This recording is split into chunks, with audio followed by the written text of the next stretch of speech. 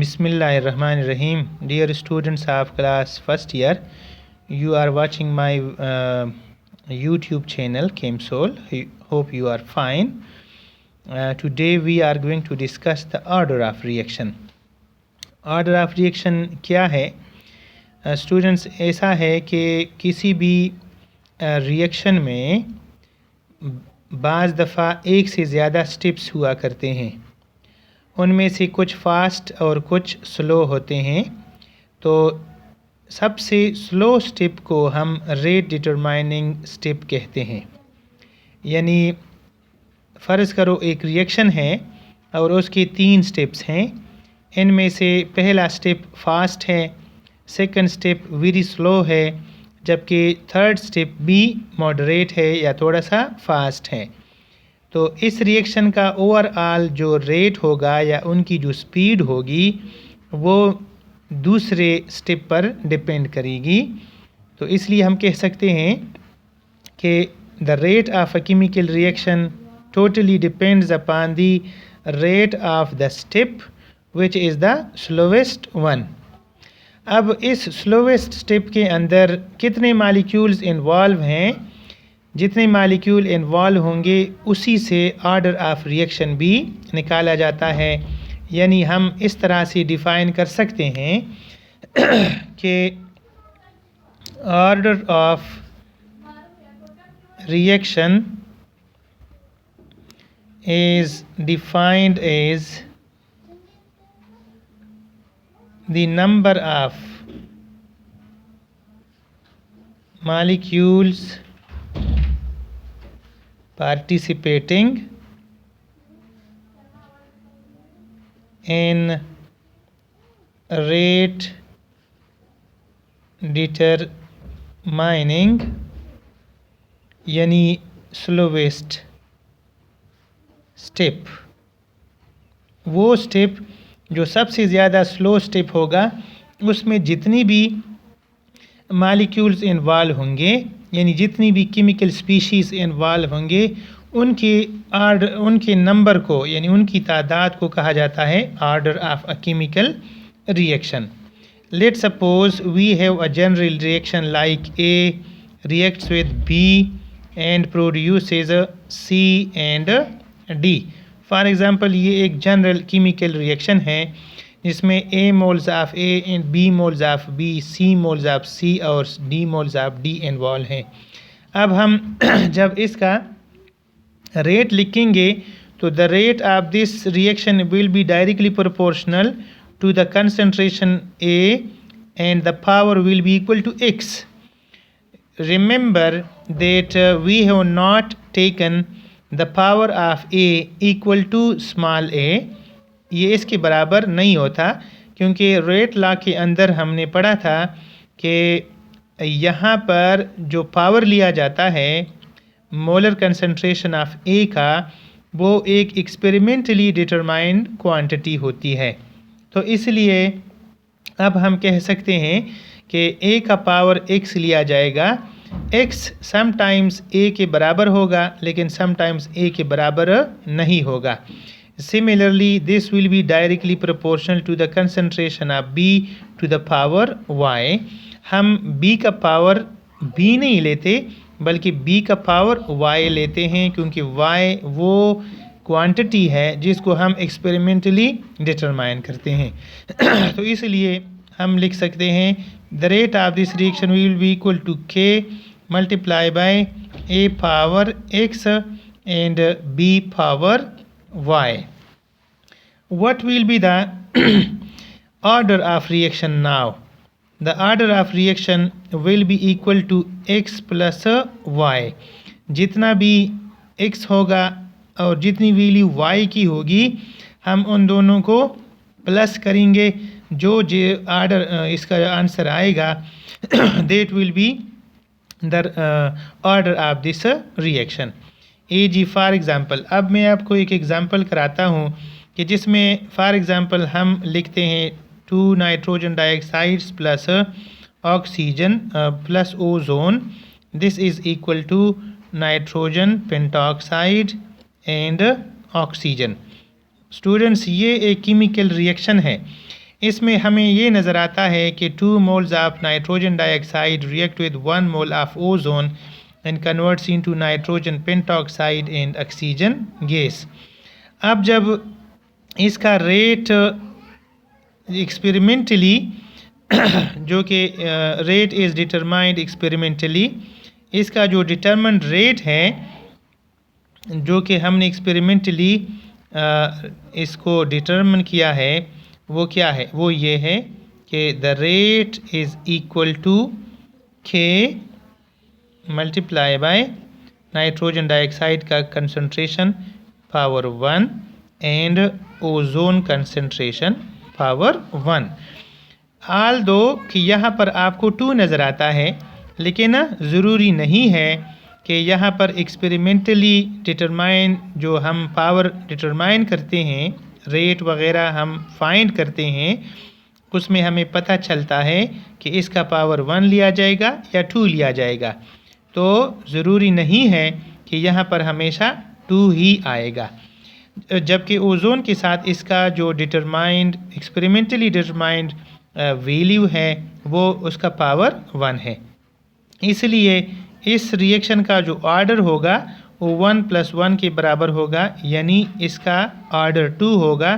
Therefore it is called a second order reaction. इसी reaction को हम क्या कहते हैं, सेकंड ऑर्डर रिएक्शन कहते हैं। अब अगर फ़र्ज़ करो ऐसा कोई भी रिएक्शन हो जाए कि जिसमें इन पावर्स का सम फॉर एग्ज़ाम्पल 1 के बराबर आ जाए तो उसको फर्स्ट कहेंगे। अगर फ़र्ज़ करो वो 2 के बराबर आ जाएगी तो उसको सेकंड ऑर्डर कहेंगे, और अगर 3 के बराबर आ जाए तो हम इसको थर्ड ऑर्डर कहेंगे। इसके बाद इसके एग्ज़ाम्पल्स हम पढ़ते हैं कि एग्ज़ाम्पल्स क्या क्या हैं। Number 1 zero order reactions. ऐसी रिएक्शंस के जिनका रेट जो है वो किसी भी रिएक्टेंट के ऊपर डिपेंड नहीं करता। इसका मतलब ये होता है कि चाहे आप रिएक्टेंट कम करें या बढ़ाएं, उसकी वैल्यू कम करें या ज़्यादा कर दें, कोई इफ़ेक्ट नहीं पड़ता। तो इस किस्म की रिएक्शंस को कहा जाता है zero order reactions. For example ammonia का डिकम्पोजिशन है। एमोनिया को जब हम डिकम्पोज करते हैं तो इनसे हाइड्रोजन गैस बनती है और इसके साथ साथ नाइट्रोजन गैस बनती है। तो जिस वक़्त हम इसका रेट मालूम करते हैं तो कंसंट्रेशन ऑफ एमोनिया कम करने से या बढ़ाने से रेट इफ़ेक्ट नहीं होता, द रेट रिमेन्स सेम। इसलिए हम लिख सकते हैं कि the rate of this reaction is equal to K multiply by ammonia concentration to the power 0। इसलिए हम इसको कहते हैं ज़ीरो ऑर्डर रिएक्शन। इसलिए इसको ज़ीरो ऑर्डर कहा जाता है क्योंकि एमोनिया का कंसंट्रेशन चेंज करने से रेट इज़ नॉट इफ़ेक्टेड। तो इसलिए हम इसको कहते हैं zero order reaction with respect to ammonia. दूसरा जो एग्ज़ाम्पल है वो है फर्स्ट ऑर्डर रिएक्शंस, यानी ऐसी रिएक्शंस जिनका ऑर्डर फर्स्ट होता है यानी 1 के बराबर होता है। इससे क्या मुराद है कि ऐसी रिएक्शंस का जो कंसंट्रेशन होगा वो एक मालिक्यूल पर या एक स्पीशीज़ के ऊपर डिपेंड करेगा। फॉर एग्ज़ाम्पल हमारे पास कुछ एग्ज़ाम्पल्स हैं, जैसे है नाइट्रोजन पेंटॉक्साइड का डिकम्पोजिशन। जिस वक़्त N2O5 डिकम्पोज होता है तो उससे बनता है N2O4 + O2। ये इनका बैलेंस केमिकल इक्वेशन है। जिस वक़्त इनका रेट देखा जाता है तो the rate of this reaction is proportional to N2O5 to the power 1। फिर मैं आपको बता रहा हूँ कि यहाँ पर आल्दो की 2 लिखा है, लेकिन एक्सपेरिमेंटली ये देखा गया है कि जिस वक़्त हम नाइट्रोजन पेंटॉक्साइड का मोलर कंसंट्रेशन डबल करते हैं तो रेट डबल हो जाता है। जब इसको हम 3 टाइम्स इंक्रीज़ करते हैं तो रेट ट्रिपल हो जाता है। इसलिए इनका रेशो 1:1 चलता है। जितना हम बढ़ाएंगे उतना ही साथ साथ रेट भी बढ़ेगा। डबल करने से रेट डबल होगा, ट्रिपल करने से रेट ट्रिपल होगा, हाफ़ करने से इसका रेट हाफ़ हो जाएगा। तो इसलिए हम अब लिख सकते हैं कि the rate is, for example लिख सकते हैं the rate is directly proportional to the concentration of N2O5 in the power is 1। इसलिए अब इसका जो ऑर्डर होगा that will be equal to 1 and therefore it is a first order reaction. हम इसको फर्स्ट ऑर्डर रिएक्शन कहेंगे। दूसरा example इसी का है, for example ammonium nitrite. Ammonium nitrite जो है इसको जब हम डिकम्पोज करते हैं तो उससे नाइट्रोजन गैस और वाटर प्रोड्यूस होते हैं। यहाँ पर हमारा जो रेट ऑफ रिएक्शन है वो बराबर है K into ammonium nitrite concentration, nitrite concentration to the power 1। इसका मतलब है कि इसका कंसंट्रेशन डबल करने से रेट डबल हो जाता है और इसका कंसंट्रेशन हाफ़ करने से रेट हाफ़ हो जाता है, इसलिए इसका पावर 1 लिया जाएगा और इसका जो ऑर्डर होगा वो 1 के बराबर होगा। Therefore it will be called first order reaction. इसको हम अब फर्स्ट ऑर्डर रिएक्शन कहेंगे। तीसरी जो किस्म है वो है सेकेंड ऑर्डर रिएक्शंस। ऐसे रिएक्शंस के जिनका मोलर कंसंट्रेशन का जो पावर है वो 2 आता है। तो फॉर एग्ज़ाम्पल हमारे पास एक रिएक्शन है जैसे नाइट्रोजन डाइऑक्साइड, इसको जब हम डिकम्पोज करते हैं तो इससे नाइट्रिक ऑक्साइड और ऑक्सीजन गैस प्रोड्यूस होते हैं। इनका जो बैलेंस केमिकल इक्वेशन है वो है 2NO2 is equal to 2NO plus O2। इसका जब रेट एक्सपेरिमेंटली डिटरमाइन किया जाता है तो the rate equation becomes equal to K into nitrogen dioxide का molar concentration and the power comes out equal to 2। इससे क्या मुराद होता है? इससे ये मुराद होता है कि अगर फ़र्ज़ करो कंसंट्रेशन जो है ना इसको डबल किया जाए, अगर इसको डबल किया जाए तो रेट जो है ना इट बिकम्स 4 टाइम्स या इट इंक्रीजेस 4 टाइम्स। ये कितना इंक्रीज़ हो जाता है? 4 टाइम्स इंक्रीज़ हो जाता है। If for example concentration is tripled, फ़र्ज़ करो इसका कंसंट्रेशन हम ट्रिपल करते हैं तो रेट जो है ना दिस इंक्रीजेस बाय 9 टाइम्स, इसका कंसंट्रेशन 9 टाइम्स बढ़ता है। तो अब हम डबल करने से क्या मुराद है कि 2 करते हैं और 4 टाइम बढ़ने से क्या मुराद है कि 2 का पावर 2 लिया जाएगा, तब जाकर ये 4 के बराबर होगा।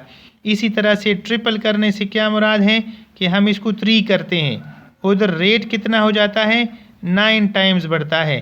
तो 9 और 3 कैसे बराबर हो सकते हैं? जब 3 का पावर 2 लिया जाए, तो इसलिए 3 3 ज़ार 9 हो जाएगा। हम अब इसका पावर 2 लिया करेंगे, इसलिए इसका जो ऑर्डर होगा वो 2 के बराबर होगा और हम इसको एक सेकेंड ऑर्डर रिएक्शन कहते हैं। दूसरा एग्जाम्पल है सेकंड ऑर्डर रिएक्शन का, जैसे फॉर एग्जांपल नाइट्रिक ऑक्साइड और ओजोन आपस में रिएक्शन करते हैं और इनकी रिएक्शन से नाइट्रोजन डाइऑक्साइड और ऑक्सीजन गैस प्रोड्यूस होते हैं। तो यहाँ पर जब इसके रेट को चेक किया जाता है और देखा जाता है तो ये बराबर होता है K into NO concentration power 1 and ozone concentration power 1।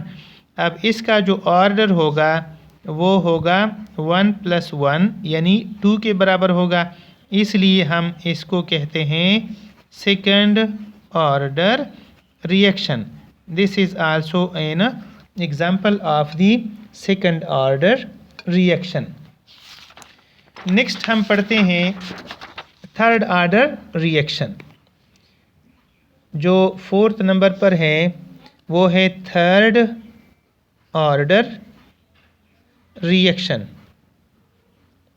इससे क्या मुराद है कि अगर हमारे पास कोई ऐसा रिएक्शन हो कि जिनका रेट जो है या तो मुख्तलिफ़ चीज़ों पर डिपेंड करे या किसी एक चीज़ के 3 पावर के साथ पावर 3 के साथ डायरेक्टली प्रोपोर्शनल हो, तो इस किस्म की रिएक्शंस को हम थर्ड आर्डर रिएक्शन कह सकते हैं।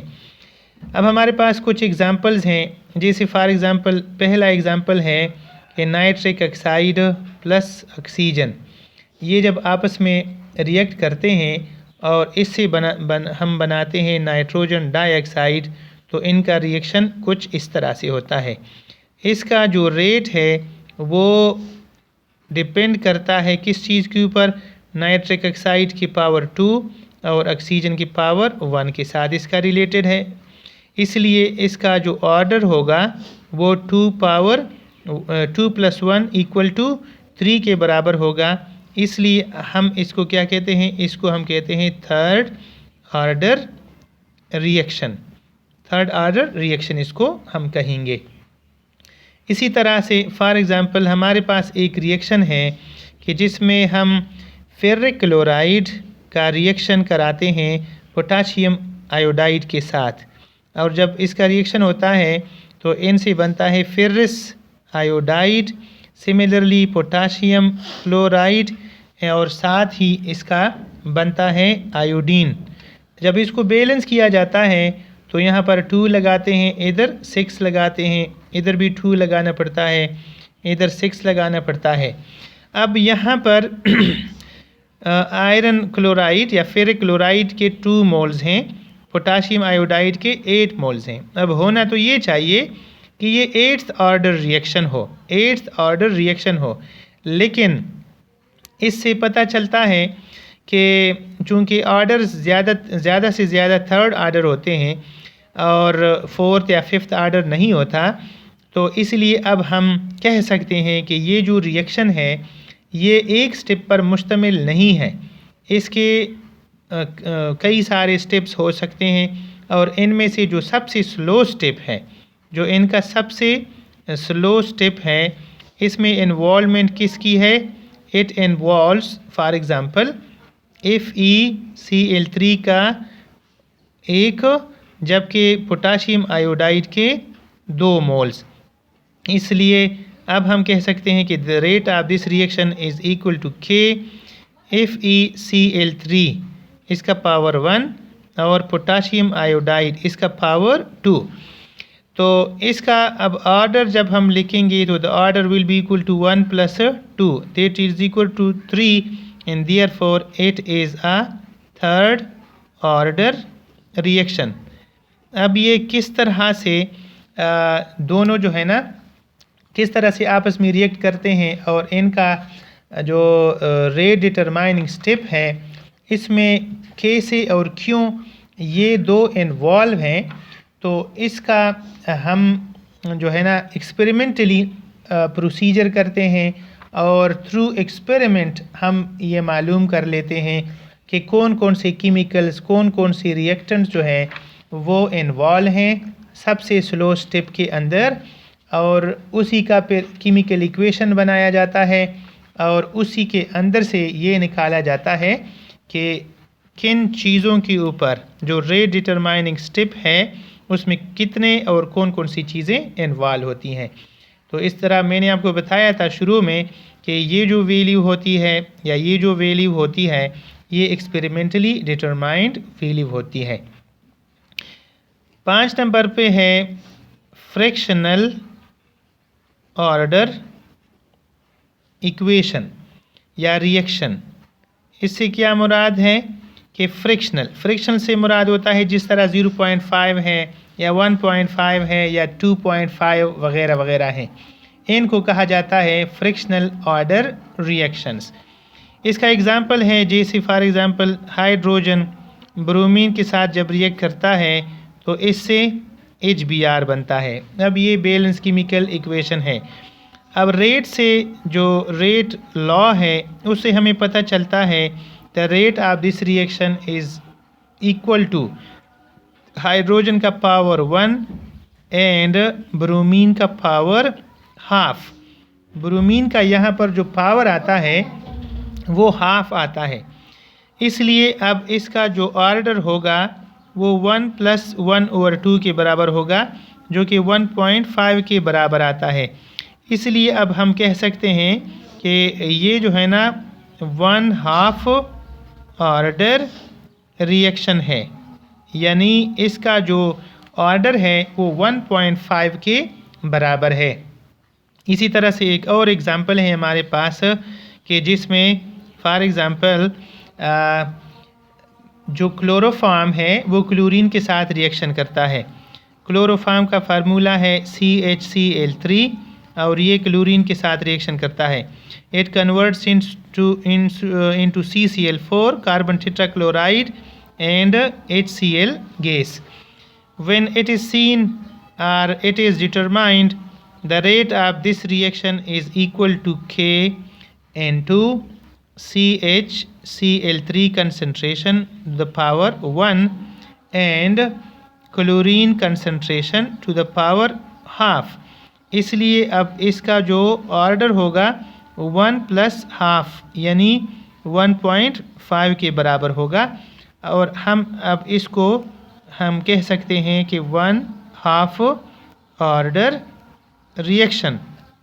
ये ऐसा रिएक्शन है कि जिसका जो ऑर्डर है न 1 है और न 2 है, बल्कि 1.5 के बराबर है। 6th नंबर पे करते हैं हम नेगेटिव ऑर्डर रिएक्शंस। मैं आपको रिपीट करता हूँ कि जो ऑर्डर होता है वो टोटली एक एक्सपेरिमेंटली वैल्यू होती है, तो इसलिए समटाइम्स ये नेगेटिव में भी आ सकता है। एग्ज़ाम्पल क्या है कि फॉर एग्ज़ाम्पल ओजोन गैस, जिस वक्त हम इसको ऑक्सीजन में कन्वर्ट करते हैं, डिकम्पोज करते हैं, तो इसका इक्वेशन इस तरह से बन जाता है। लेकिन जब इसके रेट को देखा जाता है तो the rate becomes equal to ozone का पावर 2 जबकि ऑक्सीजन का पावर -1। इसका मतलब क्या है? इट मीन्स, इससे ये मुराद है कि that when oxygen is increased, अगर हम उसके मोलर कंसंट्रेशन को इंक्रीज़ करें, द रेट स्लोज डाउन, इसका जो रेट है वो स्लो हो जाता है। इंक्रीज़ करने पर तो रेट बढ़ना चाहिए, लेकिन ऑक्सीजन का अमाउंट इंक्रीज़ करने पर उसका रेट जो है ना वो बढ़ने की बजाय कम हो जाता है। इसलिए हम कह सकते हैं कि इसका जो ऑर्डर है वो बराबर है, फॉर एग्ज़ाम्पल किसके बराबर है? This is equal to -1। इसका ऑर्डर -1 के बराबर होगा और इसको हम नेगेटिव ऑर्डर रिएक्शन कहेंगे। ये उस वक़्त होता है जब किसी रिएक्टेंट का कंसंट्रेशन इंक्रीज़ करने से रेट जो है ना वो बढ़ने की बजाय डिक्रीज़ हो जाए। अब मैं आखिर में आपको एक जनरल चीज़ लिखवाता हूँ, वो ये है कि मिसाल के तौर पर फर्स्ट ऑर्डर के लिए, तो फर्स्ट ऑर्डर ऐसा होता है जैसे A goes to B for example, तो इसका जो रेट होगा वो बराबर होगा K पावर A का पावर 1 होगा। सेकंड ऑर्डर, जो सेकंड ऑर्डर रिएक्शन होते हैं उसमें क्या हो सकता है? उसमें या तो ऐसा हो सकता है कि 2A गोज़ टू B, तो इसके लिए हम रेट लिखेंगे K पावर A का पावर 2, या ऐसी भी हो सकता है कि A प्लस B, ये जब आपस में रिएक्ट करते हैं और C D वगैरह बनाते हैं तो इनका जो रेट होता है वो बराबर होता है K A का पावर 1 एंड B का पावर 1, तो 1 + 1 इसका फिर से 2 आ जाता है, इसलिए हम इसको सेकंड ऑर्डर रिएक्शन कहेंगे।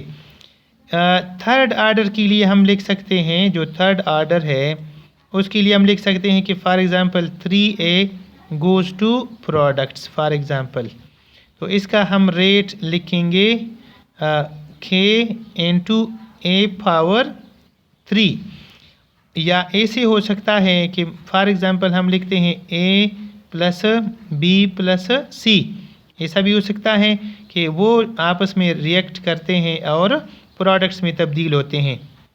तो इसके लिए अब हम रेट लिखेंगे k इंटू a पावर 1, इसी तरह से b का पावर 1 और c का पावर 1, 1 + 1 + 1 = 3, इसलिए अब हम इसको थर्ड ऑर्डर रिएक्शन कहेंगे।